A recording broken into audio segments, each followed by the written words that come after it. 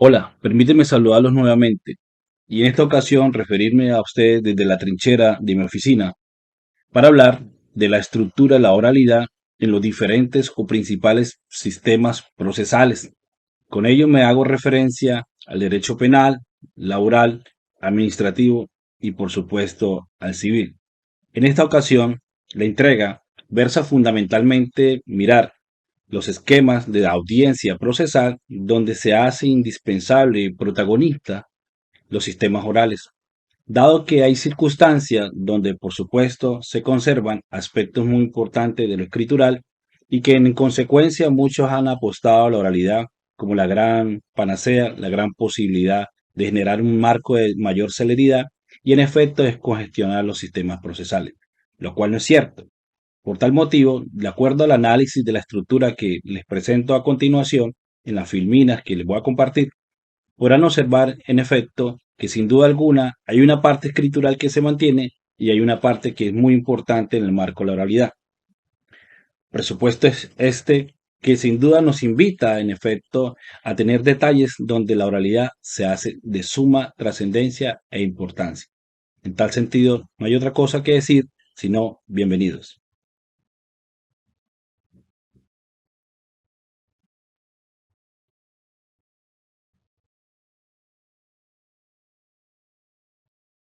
Hola, tal como lo habíamos planteado en su momento y lo prometimos, hablaremos de la estructura de la oralidad en los procesos en Colombia. Es un tema de suma importancia y trascendencia para todos los abogados y puntualmente para los procesalistas, en el cual se nos ha planteado que sin duda alguna la oralidad juega un papel misional del mayor valor posible y es provocar la mayor celeridad procesal y en efecto descongestionar los sistemas de justicia en Colombia y en el mundo, sin duda alguna. En esta ocasión hablaremos de la oralidad y queremos hacer referencia en términos de estructura de la participación de la oralidad. ¿Y por qué hablamos en términos de estructura o esquema? Porque sin duda la oralidad no actúa en todas las etapas del proceso, solo en algunos puntos. Y si algunos tienen, por ejemplo, resistencia o temores frente a la oralidad en las actuaciones procesales, como van a ver en este video, podrán darse cuenta que es más de un ritualismo, ¿no? En el marco de la oralidad, un ritualismo procesal y que en efecto algunos puntos sí demanda el concurso, la importancia del desarrollo de la oralidad, pero en otros puntos, por supuesto, se mantiene los aspectos formales que siempre han existido dentro del proceso. Así entonces, cuando uno mira cómo está establecido la estructura oral en el Código General del Proceso, encuentra una primera fase, ¿no? En el esquema, y en esa primera fase es una fase escrita, es una fase escritural, y esa fase escritural se representa en la demanda y en efecto en la contestación de la demanda, a la cual muchos podrían criticar, pero claro que en efecto resulta clave mantenerlo escritural. Y es clave porque lo escritural permite una mayor rigurosidad a la hora de plantear las pretensiones que se persigue y por supuesto generar un contradictorio adecuado en la contestación de la demanda. Lo escrito nos permite reflexionar en términos de mayor rigor, mayor agudeza a la hora de plantear nuestros argumentos. Si esa primera fase se garantiza fielmente, pues los escenarios de oralidad posteriores deberían ser testigos de lo que usted ha escrito o ha planteado en su demanda y en su contestación de demanda. De tal forma que considero que la apuesta que se ha hecho en este caso en el Código General del Proceso es una apuesta plausible. Y es plausible porque permite una garantía, una fidelidad a las estructuras escritas, las cuales se deben de representar en las audiencias orales. Así entonces, los invito progresivamente a ir mirando cada una en diferentes áreas del derecho. En el marco, por ejemplo, de la discusión y la decisión, se deja la oralidad, es decir, se garantiza la primera parte escrita y la oralidad se garantiza en los esquemas evidentes que son en la audiencia inicial, a través de la conciliación, saneamiento, fijación de litigio, decisión de sesiones previas y decretos de pruebas. O en la segunda parte de la misma audiencia concentrada o si se amplía de ella en la audiencia de instrucción y juzgamiento, cuando se decretan dichas pruebas, a través de la práctica de prueba y por supuesto los alegatos de conclusión que se derivan de dicha práctica. Y finalmente la forma en que el juez debería finalmente proferir sentencia. Esta es la parte de oralidad, es decir, no hay otro escenario. Un escenario escritural, uno, y un escenario de oralidad, dos, que se divide en dos audiencias. Una audiencia inicial con estos presupuestos que algunos denominan ritualismo procesal, es decir, no hay una exposición de la oralidad como algunos pensarían en términos de marketing de películas norteamericanas, no, eso son cuestiones ritualísticas y en la audiencia de instrucción y juzgamiento, donde la única posibilidad de una gran exposición oral la encontraría usted única y exclusivamente en interrogatorio que se hace en la práctica de prueba y los contrainterrogatorios y por supuesto, sin duda alguna, en la mayor apuesta es en el alegato de conclusión. La oralidad, por ejemplo, en materia de derecho laboral, si uno analiza, vimos en materia de derecho civil cuál era el esquema. En materia de derecho laboral, si uno analiza bien, se presenta la demanda escrita, se pasa a un escenario de oralidad y ese escenario de oralidad se manifiesta fundamentalmente en esta estructura. La conciliación, se resuelven las sesiones previas, se hace el saneamiento por parte del juez si así lo estima, se establece la fijación del litigio y se decretan pruebas. El resto es igual, práctica de prueba, alegatos de conclusión y sentencia. Si uno analiza esto, el esquema es simple, una parte escrita, una parte de oralidad que se bifurca en dos audiencias, una inicial y una audiencia de trámite. ¿Dónde? Para ir recordando. ¿Dónde se hace importante la exposición oral? En la práctica de prueba y alegato de conclusión. ¿Eso qué implica? Que efectivamente en términos de técnica de interrogatorio, ¿no? O acreditación o desacreditación de testigos, debemos estudiar mucho esos puntos, debemos ser muy cuidadosos porque es importante adentrarnos a estos puntos para saber utilizarlos adecuadamente en su momento o en los contextos que así se demande de acuerdo a la situación del caso que sea la referencia. Lo mismo ocurre con los alegatos de conclusión. Estos fundamentalmente obedecen a estructuras y como estructuras yo no puedo improvisar. Tengo que establecer métodos de establecimiento de argumentos, sean estos deductivos o inductivos, o como lo diría en la teoría de Stephen Tullman, o como la teoría del Parlamento británico, que se utilizan esquemas de argumentación de exposición oral. En la oralidad, por ejemplo, en derecho administrativo, ¿cuál es el esquema que se ha desarrollado? Entonces, cuando uno comienza a mirar, pues termina siendo lo mismo. Entonces, aquí trato de representarlo de una forma diferente, lo grafico de forma diferente para ver qué diferencia podemos encontrar. Entonces, encontramos básicamente la presentación de demanda, la admisión de la misma o la inadmisión y, por supuesto, los términos de ley para subsanar, si es del caso, o el caso que sea admitida, se notifica a la entidad demandada y en consecuencia 50 días hábiles se corre traslado y de ahí entonces en ese tiempo se permite establecer el llamado a la participación o a la comparecencia dentro de la audiencia inicial. En la audiencia inicial, por ejemplo, como lo hemos planteado en materia civil y laboral, se predica entonces el saneamiento al proceso, las excepciones previas, los recursos contra los autos si así se estima en sus circunstancias. Se decretan las pruebas, por supuesto, de parte o como lo considere el juez de forma oficiosa. En consecuencia a ello, si no hay pruebas que decretar, el juez puede dictar sentencia o dar sentido del fallo. O predicar una conciliación en caso de que exista el animus, ¿no? Para conciliar. del cual se espera que si se concilia, sí, pues se acaba, se da por terminado el proceso y si no, en efecto alguno, nos vamos pues a la audiencia de prueba. Dicha audiencia de prueba, sin duda alguna, pues el interrogatorio de partes, el interrogatorio de testigos, el dictamen del perito, se escuchan las pruebas documentales, todas ellas, y posterior a ellas se establecen los alegatos. Solo aquí en la audiencia de pruebas sin alegatos es donde se va a demandar con gran capacidad una apuesta a oralidad en términos procesales.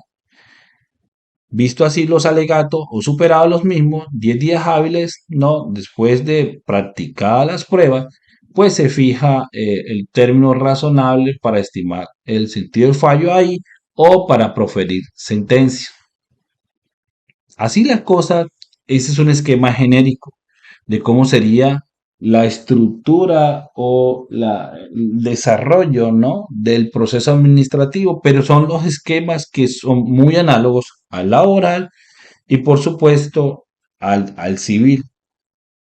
Aquí, por ejemplo, el laboral puntualmente, mucho más amplio que el anterior, ¿no? Se surten todas estas etapas, el ordinario laboral, el contencioso administrativo laboral, los requisitos de procedibilidad que se supone que se agotaron, las reclamaciones administrativas que se efectuaron, la solicitud ante la Agencia Nacional de Defensa Jurídica del Estado, la intervención, por supuesto, la Procuraduría Delegada ante la jurisdicción contencioso administrativo, todas esas etapas que, por supuesto, deben surtirse, pero en términos amplios, pues la demanda finalmente se presenta de forma escrita y con ello volvemos otra vez a la audiencia inicial con su presupuesto, conciliación, las excepciones previas, el saneamiento, la fijación del litigio, la práctica o el decreto de pruebas y la audiencia de trámite, que es fundamentalmente construida para la práctica de prueba, para los alegatos de conclusión y para proferir la providencia judicial por autonomacia denominada sentencia. En el otro extremo, en el extremo de lo que llamarían nosotros el derecho penal o el procedimiento penal o el sistema penal oral acusatorio, pues también hay una estructura de oralidad, seguramente mucho más amplia, dirían algunos, que en materia civil, administrativo y laboral. Y el esquema es este, dentro de la estructura del proceso penal. La noticia crimen lamentable, el investigador policía judicial asume el caso o las investigaciones previas, se establecen los actos urgentes, como consecuencia de ello entonces se procede a una indagación que requiere por supuesto la constitución de un informe ejecutivo, la fiscalía comparece de forma adecuada ya al asunto, entonces tiene conocimiento de ese informe ejecutivo que se construye con policía judicial y se inicia un programa metodológico, ¿no?, de cómo pudieron ocurrir los hechos. Así entonces hay una recolección de elementos o de material probatorio suficiente, el cual la fiscalía ante un juez de control de garantía o juez de protección de derechos fundamentales se formula la imputación, en la cual se debe precluir, si no hay mérito alguno, que establezca la fiscalía o si hay mérito alguno, pues la fiscalía y el Estado ofrece sistemas de preacuerdos o de principio de oportunidad, si es de escaso. Se establece una medida de aseguramiento, si así lo estima el juez de control de garantía, a través de la exposición argumentativa u oral que debe establecer el fiscal y donde la defensa, por supuesto, aquí hay unos mínimos de oralidad que se exigen y que yo soy defensor de la dogmática en materia de derecho penal, pero si es del caso no se maneja dogmática, pues seamos pragmáticos o prácticos, porque a veces ocurre que muchos jueces de control de garantía no son muy versados en dogmática penal y en consecuencia termina siendo un desgaste. Así las circunstancias entonces, en esta etapa de investigación se define qué ocurre o qué podría ocurrir en el asunto y en ese asunto pues se establece sin duda alguna que no hay responsabilidad alguna o de que exista responsabilidad. En caso hipotético de que exista una responsabilidad y se dicte una medida de aseguramiento domiciliaria o intramural, el proceso continúa y continúa una segunda fase ante un juez de conocimiento.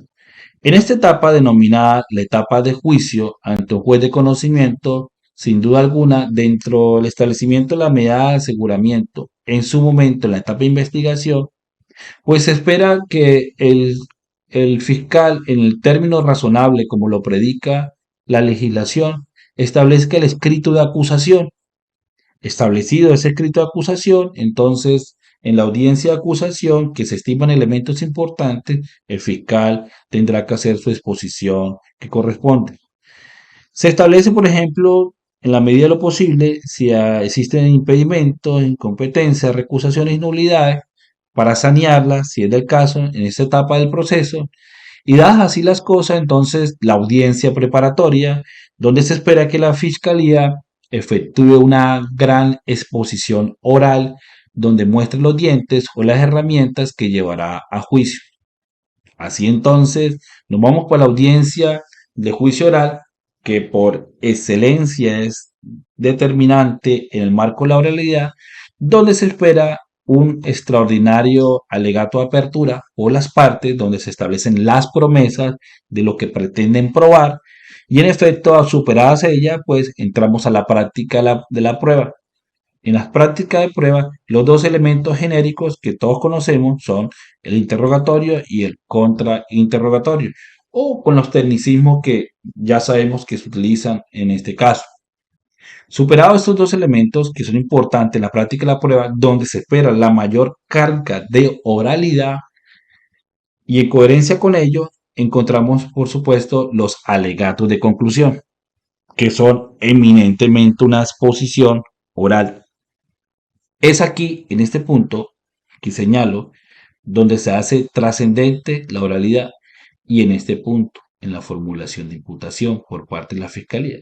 Si uno analiza la carga de argumentación, la carga de oralidad, en mayor peso la tiene la Fiscalía, pero no es así del todo.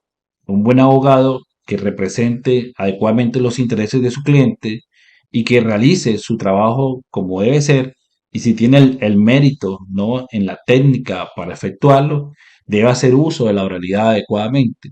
Puede representar los intereses que fueron conferidos, de tal modo que superada esta audiencia, la audiencia de juicio oral, sin duda está la audiencia de sentencia, donde se estima, ¿no?, la apuesta final de las conclusiones del caso, donde también se espera, por supuesto, una gran apuesta en términos de oralidad por parte del juez de conocimiento. Así entonces, mis queridos amigos, como lo he planteado en la estructura del proceso penal, se concluye que la oralidad es un mito. Es un mito porque no en todo el proceso, en todos los procesos actúa ampliamente. Son espacios muy puntuales. Son realmente en la parte de práctica de prueba donde fundamentalmente los abogados necesitamos soltarnos en los alegatos y por supuesto en los interrogatorios y contrainterrogatorios debemos soltarnos de la mejor forma y para ello necesitamos acudir fundamentalmente cada día a técnicas, porque el resto es ritualismo. Seguir escribiendo bien porque hay que presentar los documentos iniciales del proceso, son escritos, pero de resto, hacer lo mejor posible y eso se aprende. Es lo bonito de la oralidad. Nadie nace con dicha virtud. Todo eso se va aprendiendo con el tiempo. Y si se estudia, se aprende mucho más rápido. No siendo más, en la oportunidad, espero que este video haya sido de su agrado y de la importancia para su ejercicio profesional como abogado y en otra oportunidad nos estaremos viendo nuevamente.